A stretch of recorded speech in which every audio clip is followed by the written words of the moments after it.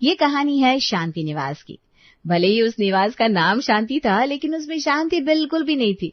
हर रोज की तरह आज भी नेहा की सास शांति अपनी बहू पर चिल्लाते हुए कहती है, अरे बहू, सुबह का ब्रेकफास्ट बना या नहीं? सुबह के 8 बज गए, सबको अपने अपने काम पर जाना है, लेकिन तू है कि अब तक किचन में ही है। हो गया माँ जी, हो गया, बस ला ही रही हूँ।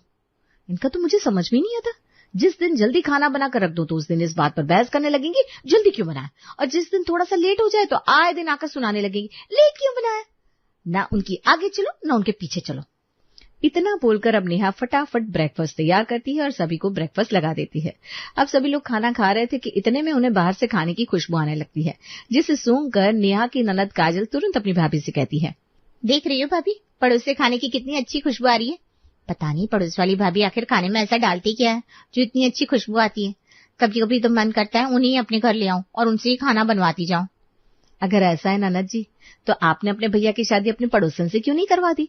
क्योंकि आप लोगों को तो मेरे हाथ का खाना जरा भी पसंद नहीं आता, चाहे मैं कितने भी मसाले डालकर क्यों ना बना लूं। वैसे भी लोगों को दूसरों के घरों का खाना ही पसंद आता है। अरे बहू, तो इतना भड़क क्यों रही है? तेरी ननद बस तुझसे इतना कह रही है कि पड़ोस के घर से बहुत अच्छी खुशबू आ रही है, हमने तेरे खाने में कमी थोड़ी ना निकाली है। सब कुछ तो आप बोल ही देती है, कमी भी निकाल दीजिए ना। अगर कमी निकाल भी देंगे तो मुझे अफसोस नहीं होगा, क्योंकि अब ना आदत सी हो गई है आप लोगों की बातें सुनने की। नेहा, शांति और काजल के बीच इस तरह की बहस देखकर नेहा का पति अनुराग गुस्से से नेहा के ऊपर चिल्लाने लगता है, नेहा, बस बहुत हो गया। अरे सुबह ऑफिस के लिए जाओ तो घर में चिक चिक सुनो, ऑफिस में रहो तो बॉस का सारा प्रेशर झेलो, और जब वापस घर में आओ तो तुम लोगों का फिर से ड्रामा देखो। परेशान हो चुका हूं मैं, तुम लोग जरा शांति नहीं दे सकते मुझे। अनुराग बेटा, शांत हो जा। औरतों की आदत होती है घर में हर समय कलेश करना। इनके पीछे तू अपना दिमाग खराब मत कर। सुबह का नाश्ता कर और जा अपने काम पर। रमेश की बात सुनकर अब घर में कोई कुछ नहीं बोलता और थोड़ी देर बाद अब सभी लोग अपने अपने काम पर चले जाते हैं। अब देर शाम जब सभी लोग एक बार फिर खाने के टेबल पर आते हैं तो देखते हैं खाने में शाही पनीर, जीरा राइस और रायता रखा है। ये देखकर काजल अपनी भाभी नेहा से कहती है, क्या बात है भाभी, आज तो आपने कुछ ज्यादा ही अच्छा खाना बना दिया। लगता है आज सुबह वाली बात आपके दिल पर लग गई। काजल की बात सुनकर नेहा कुछ नहीं बोलती और चुपचाप खाना परोसने लगती है। रात में खाने के टेबल पर चुप्पी छाई रहती है, जो सुबह की बहस से उपजे तनाव के कारण थी। जैसे ही सबने पहला निवाला लिया तो फिर वही बात शुरू हो गई। नेहा बहू, तूने पनीर तो अच्छा बनाया है, पर इसमें वो बात नहीं है, ये रोज वाली फीकी महक है। माँ जी, मैंने आज इसमें सारे खड़े मसाले पीस कर डाले। पता नहीं भाभी क्यों, बस सच बताऊं, आपके खाने में ना वो स्वाद ही नहीं है जो आना चाहिए। मैं तो कहती हूँ आपको एक बार पड़ोस वाली भाभी के घर जाना चाहिए। उनके हाथ की सब्जी में जो देसी मसालों का स्वाद है, आय हाय हाय हाय, उसका पता लगाना चाहिए आपको। जब तक आप उनसे बात नहीं करेंगी तब तक आपको कैसे पता चलेगा पड़ोसन की सब्जी से इतनी अच्छी खुशबू कैसे आती है। आखिर वो ऐसे कौन से देसी मसाले डालती है जिससे उनकी सब्जी ज्यादा स्वादिष्ट हो जाती है? हाँ नेहा, काजल ठीक कह रही है। आज फिर उनके घर से भिंडी की सब्जी की महक आ रही थी। मन तो कर रहा था कि अपनी प्लेट छोड़कर वहीं चला जाओ। पता नहीं कौन से मसाले डालती है। हमारी सब्जी में तो बस तेल और मिर्च का ही स्वाद आता है। ये सुनते ही नेहा की आंखों में आंसू भर आते हैं और वो अपने पति को जवाब देते हुए कहती है, आप लोग मुझे ये क्यों नहीं कह देते कि मेरे हाथ में स्वाद ही नहीं है? मैं इतनी मेहनत करती हूँ, बाजार से सबसे ताजी सब्जियां लाती हूँ, पर हर रोज आप लोगों को पड़ोसन के खाने की महक आती है। अरे बहू, गलत क्यों समझ रही है? पड़ोसन की बात तो बस यूं ही निकल गई। हम तो बस इतना कह रहे थे कि जरा हाथ में सफाई लाओ। उनकी सब्जी में देसी मसालों का स्वाद है, जबकि तुम्हारी सब्जी में महज तेजी है, स्वाद नहीं है। रमेश की बात सुनकर नेहा के सब्र का बांध टूट जाता है। पिताजी, ये तेजी मेरे खाने में नहीं बल्कि आपके तानों में है। मैं हर रोज एक ही तरह के मसालों से खाना बनाती हूँ, पर हर रोज पड़ोस की महक आपको मेरे खाने से ज्यादा प्यारी लगती है। क्या करूं मैं? क्या पड़ोसन के पैर छूकर पूछूं वो कौन से जादुई मसाले डालती है? नेहा, ये क्या बदतमीजी है? अपने बड़ों से ऐसे बात करते हैं? तेरे पिताजी तुझे समझा रहे हैं। और हाँ, अगर तू अपने अहंकार को छोड़कर एक दिन पड़ोस वाली ममता से जाकर पूछ लेगी तो तेरी बेइज्जती नहीं हो जाएगी। उनकी शादी को 20 साल हो गए और वो पूरे मोहल्ले में अपने खाने के लिए जानी जाती है। तू बस रोज किचन क्वीन बनने की कोशिश करती है। अपने घर में इस तरह का माहौल देखकर अनुराग को बहुत गुस्सा आता है और वो प्लेट फेंक देता है और गुस्से में बौखलाते हुए कहता है, माँ बस भी करो, और यहाँ तुम भी। मैं चला, ऑफिस से आते ही फिर ये झगड़ा सुनने के लिए नहीं बैठना मुझे। अनुराग बिना खाना खाए उठ जाता है और कमरे में चला जाता है। नेहा चुपचाप अपने आंसू पोंछती है और प्लेटें साफ करने लगती है। अगले दिन सुबह नेहा चाय बना रही थी, तभी उसे पड़ोसन ममता भाभी की रसोई से फिर एक अजीब सी पर बहुत ही मनमोहक महक आती है। उस खुशबू को सूंघकर अब नेहा अपनी बालकनी में जाती है और उसके किचन की तरफ झांकने लगती है। आखिर मैं भी तो देखूं पड़ोसन अपनी सब्जी में ऐसा कौन सा मसाला डालती है जिसकी खुशबू पूरे मोहल्ले में फैल जाती है। नेहा अपनी बालकनी से पड़ोसन के किचन की तरफ झांक रही थी, पर फिर भी उसे कुछ नजर नहीं आता। उसके बाद नेहा अपने हाथों को पटकते हुए एक बार फिर किचन में जाकर चुपचाप खाना बनाने लगती है। लेकिन पड़ोसन के घर की खुशबू इतनी तेज थी कि शांति निवास के घर के अंदर तक आ रही थी। वहीं हॉल में शांति बैठी थी और वो अपनी बहू को सुनाते हुए तेज ऊंची आवाज में कहती है, अरे राम राम राम राम, ममता तो सुबह सुबह कमाल कर देती है, कितनी शानदार खुशबू है। मन करता है आज का नाश्ता यहीं छोड़ दूं और उन्हीं के घर से खा कर आऊं। अपनी सास की बात सुनकर नेहा किचन में मुट्ठी भींच लेती है। उसे लगता है जैसे इस घर में वो सिर्फ बर्तन धोने और ताने सुनने के लिए है। अपनी सास की बात सुनकर अब नेहा मन ही मन बड़बड़ाते हुए कहती है, अब तो बस हो गया, रोज रोज ये पड़ोसन का राग मुझसे और नहीं सुना जाएगा। आज तो मैं जाकर देखूं कि वो आखिर कौन सी सोने की पत्ती या चांदी का पाउडर डालती है अपनी सब्जी में, जो मेरे साधारण मसालों में नहीं है। इतना बोलकर नेहा अब सभी के लिए नाश्ता लगाती है और सभी लोग नाश्ता खत्म करके अपने अपने काम पर चले जाते हैं। जब सब लोग अपने अपने काम पर चले जाते हैं तो शांति अपनी बालकनी में बैठी अखबार पढ़ रही थी। वहीं नेहा दरवाजा खोलकर तेजी से अपनी पड़ोसन ममता के घर की तरफ बढ़ जाती है। ममता अपने किचन में कुछ सब्जियों को काट रही थी। दरवाजे पर नेहा को देखकर वो खुश हो जाती है। अरे ममता, आओ आओ, अंदर आओ, सब ठीक तो है ना? आज सुबह सुबह कैसे आना हुआ? कुछ नहीं भाभी, मैं बस यूं ही आ गई आपके घर। नेहा चाहकर भी ममता को कुछ नहीं कह पाती और थोड़ी देर उसके पास बैठकर वापस अपने घर आ जाती है, जहां उसकी ननद एक बार फिर अपनी भाभी नेहा को ताना देते हुए कहती है, आ गई पड़ोसन की सब्जी के मसाले का पता लगाकर? नहीं ना? मैं तो जानती थी भाभी, आपकी बस की कुछ नहीं। खैर क्या ही कहे। इतना बोलकर काजल अब अपने कमरे में चली जाती है, तो वहीं नेहा भी चुपचाप अपने कमरे में जाकर बैठ जाती है और आइडिया लगाने लगती है कि आखिर पड़ोसन अपनी सब्जी में ऐसा क्या डालती है जो उसकी सब्जी से पूरा मोहल्ला सुगंधित हो जाता है।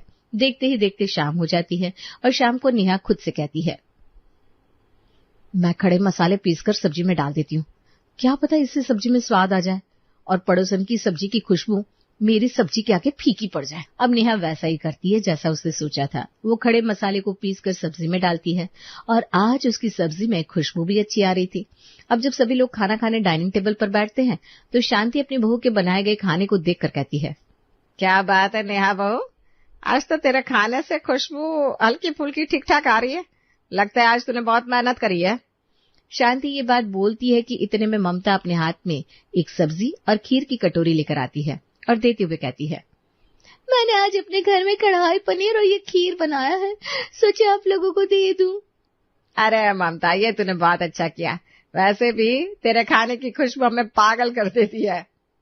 हाँ ममता भाभी, माँ बिल्कुल ठीक कह रही है, आप ये सब्जी और खीर लेकर आई, सच में अब तो लगेगा खाने का जायका पूरा हो जाएगा। सबकी बातें सुनकर ममता मुस्कुराती है और वहां से चली जाती है। अब ममता के जाती है उसके घर में एक महायुद्ध शुरू हो जाता है। ममता भाभी के हाथ की बनी सब्जी और खीर तो मैं ही खाऊंगा, चाहे कुछ भी हो जाए। जी नहीं, भाभी के हाथ का खाना मैं खाऊंगी, वैसे भी नेहा भाभी के हाथ का खाना खाकर मुझे मजा नहीं आता। अरे ये खाना कोई नहीं खाएगा, ये खाना मैं खाऊंगी क्योंकि ममता ने ये खाना मेरे लिए दिया है। अरे भाई इतना लड़ क्यों रहे हो, थोड़ा थोड़ा बांट लो सबने। अपने घर में ममता के हाथ के खाने के पीछे इस तरह लड़ते झगड़ते देखकर नेहा को बहुत अजीब लगता है, पर वो किसी से कुछ नहीं बोलती और अपने कमरे में चली जाती है। अब वो ठान लेती है कि वो पता लगा कर रहेगी कि आखिर वो खाने में ऐसा क्या डालती है जिसके पीछे उसका पूरा ससुराल पागल है। अब अगली सुबह नेहा एक पुरानी साड़ी पहन लेती है और एक लंबा सा घूंघट कर लेती है। उसे इस तरह देखकर उसके ससुराल वाले हैरान हो जाते हैं। अरे भाभी, ये क्या, ये कैसा लुक अपना लिया आपने? मेरा मतलब है आज के बाद क्या आप नौकरानी की तरह इस घर में रहेंगी? नहीं नाना जी, मैं इस घर में नौकरानी की तरह नहीं रहूंगी, बल्कि मैं नौकरानी की तरह पड़ोसन के घर में रहूंगी। आप लोगों को उनकी सब्जी पसंद है ना, इसलिए मैं उनके घर में कुछ दिन काम करने के बाद ये पता करूंगी कि आखिर वो सब्जी में ऐसे कौन से मसाले डालती है जिससे उनके घर में इतनी अच्छी अच्छी खुशबू आती है। अरे वाह बहू, पहली बार तूने समझदारी से काम लिया है, जा जा जा जल्दी जा। शांति की बात सुनकर नेहा अपने घूंघट को और लंबा कर लेती है और पहुंच जाती है ममता के घर। अब ममता घूंघट में एक औरत को अपने घर पर देखकर उससे सवाल करती है, तुम कौन हो बहन, और मेरे घर में किस लिए आई हो? मालकिन, हमारा नाम धन्नो है। हम ये घर में काम खोजते आए हैं। हमको कोई बताया कि आपको नौकरानी की जरूरत है, इसीलिए हम यहाँ आ गए। अब आपको नौकरानी का जरूरत है और हमको काम का, तो आप हमें काम पर रख लीजिए ना। अरे तुम तो एकदम देहात से आई लगती हो। हाँ काम तो है, पर तुमने इतना लंबा घूंघट क्यों रखा है? ना मालकिन, ई ना हमरे ससुराल का रीत है। ई तो घूंघट बस हमारा पति देवता के आगे ही खुलता है और किसी मर्द के आगे ना। वाह, तुम बहुत संस्कारी हो। ठीक है धन्नो, तो मैं काम पर रख लेती हूँ। आज से तुम सब साफ सफाई करो और कपड़े धो। अगले दिन नेहा चुपचाप घूंघट ओढ़कर ममता के घर पहुंच जाती है और धन्नो बनकर काम शुरू कर देती है। ममता उसे किचन से दूर रखने के लिए हर रोज कोई ना कोई नया काम दे देती। धन्नो का हाल बुरा हो गया था। ऐसे ही 2 दिन और गुजर जाते हैं। शाम का वक्त, ममता के पति सुरेश ऑफिस से आते हैं और धन्नो को घूंघट में काम करते देखते हैं। अरे कौन है ये ममता? ये नई काम वाली है क्या? और इस तरह घूंघट में क्यों रहती है? तुम अपना घूंघट हटा क्यों नहीं लेती? जी मालिक, हमारा नाम धन्नो है और ये घूंघट हमारे पति देवता की खातिर है। उनके अलावा हम किसी के आगे घूंघट ना हटाते। अरे वाह ममता, तुम्हारी काम वाली तो बहुत संस्कारी है। कोई बात नहीं धन्नो, आराम से काम करो। सुरेश अंदर चले जाते हैं। नेहा तुरंत किचन की तरफ जाने की कोशिश करती है ताकि कुछ तो पता चले, तभी ममता उसे रोक लेती है। मालकिन, हमको चाय पीने का मन है। रोज रोज काम करके ना पेट सूख गया है। हम आपके लिए एकदम बढ़िया चाय बना देगा। हमको चाय बनाना बहुत अच्छे से आता है मालकिन। अच्छा धन्नो, तुम्हें चाय अच्छी बनानी आती है? खैर अभी इसे छोड़ो, मुझे ये बताओ, तुम्हें चाय अच्छी बनानी आती है या फिर जूते पॉलिश करना? जूते पॉलिश? ना मालकिन, ये हमको ना आता। हमको बस चाय पानी और खाना बनाना आता है। हम अपने घर में महारानी थे। नहीं, चाय तो मैं खुद बना लूंगी। और क्योंकि तुम चाय बहुत अच्छी बनाती हो और जूते पॉलिश करने नहीं आते, इसलिए काम करो, तुम जाओ और सुरेश जी के सारे जूते एक एक करके चमका दो। एकदम नए जैसे दिखने चाहिए। आज तुम्हारा यही काम है। नेहा गुस्से से लाल हो जाती है। वो खींचते हुए जूते उठाती है और कोने में बैठ जाती है। क्या करूं इस सौतन की सब्जी का? ये तो हमको किचन में चटनी पीसने भी ना देगी। इसी वक्त ममता किचन से सब्जी की कटी हुई प्लेट लेकर बाहर आती है और देखती है धन्नो जूते पॉलिश करते करते रोने लगी है। अरे धन्नो, तुम रो क्यों रही हो? क्या हुआ? काम ज्यादा है क्या? नेहा का सब्र का बांध टूट जाता है। वो अपनी निराशा और अपमान सह नहीं पाती। जोर से जूता और ब्रश जमीन पर पटकती है। बस, अब बहुत हो गया ममता भाभी। नेहा तेजी से अपना लंबा घूंघट हटाती है और ममता के सामने खड़ी हो जाती है, पर ममता उसे देखकर बिल्कुल भी नहीं चौंकती। ममता भाभी, बस बहुत हो गया। मैंने आपके घर के मसाले जानने के लिए न जाने क्या क्या किया। आपके घर में नौकरानी बनकर इतना काम किया, लेकिन आज तक आपने मुझे अपने किचन में जाने नहीं दिया। मेरे घर वाले रोज मुझे ताने देते हैं। मैं नहीं जानती आप अपनी सब्जी में ऐसे कौन से मसाले डालती हैं जिससे पूरा मोहल्ला सुगंधित हो जाता है, पर मैं इतना जानती हूँ आप जो कुछ भी बनाती है, जो भी मसाले बनाती है, उन मसालों का राज मैं जानना चाहती हूँ, और मैं उन सबको जानने के लिए यही धन्नो का रूप लेकर आपके घर आई थी। नेहा, मैं कोई नए मसाले नहीं डालती। जो मसाले मार्केट से लाकर तुम सब्जी में डालती हो, वही मसाले मैं भी इस्तेमाल करती हूँ। और रही स्वाद की बात, तो स्वाद मसाले में नहीं बल्कि हाथ में होता है। और हाँ, इतने दिनों से तुम जो मेरे घर में नौकरानी बनकर काम कर रही थी, मुझे सब पता था। मैं जानती थी घूंघट के अंदर कोई धन्नो नहीं है, बल्कि मेरी पड़ोसन नेहा है। लेकिन फिर भी मैंने कुछ नहीं कहा, क्योंकि मैं देखना चाहती थी आखिर तुम कब तक ये नौकरानी बनकर ऐसा ड्रामा करोगी। मैं हार गई भाभी, मैं घुटने टेकती हूँ आपके आगे। मेरे ससुराल वाले वो मेरे खाने पर ध्यान ही नहीं देते, वो सिर्फ आपकी सब्जी की खुशबू सूंघते हैं।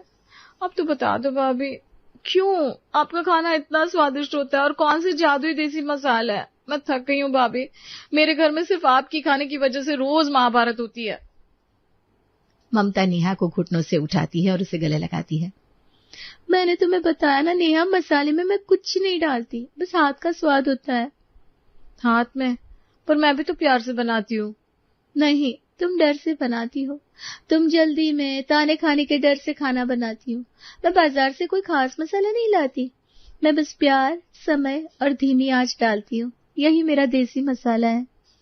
नेहा को अपनी गलती का एहसास हो जाता है। वो समझ जाती है कि उसकी सास के ताने और घर के कलेश के डर से वो हमेशा जल्दबाजी में खाना बनाती थी, जिससे मसाला सही से भून नहीं पाता था और सब्जी में स्वाद नहीं आता था। मुझे माफ कर दो भाभी, मैं सब समझ गई। इतना बोलकर अब नेहा अपने घर की तरफ मुड़ने लगती है। तभी ममता उसे रोकती है और मजाक के अंदाज में कहती है, अरे धन्नो उर्फ नेहा, अपने 5 दिन के पैसे तो लेती जाओ। 5 दिन के 500 रुपए ले लो। आगे कभी फ्यूचर में तुम्हें मेरी जरूरत पड़े तो तुम दोबारा नौकरानी बनकर मेरे घर आ सकती हो, पर इस बार घूंघट में नहीं, खुलेआम आना। ममता की बात सुनकर अब नेहा भी हंसने लगती है और वो अब अपने घर चली जाती है। घर जाने के बाद वो अपने खाने के मसाले को अच्छे से भूनती है और बड़े ही प्यार से बनाती है, जिसके बाद उसके घर वालों को भी थोड़ा बहुत उसके हाथ का खाना पसंद आने लगता है।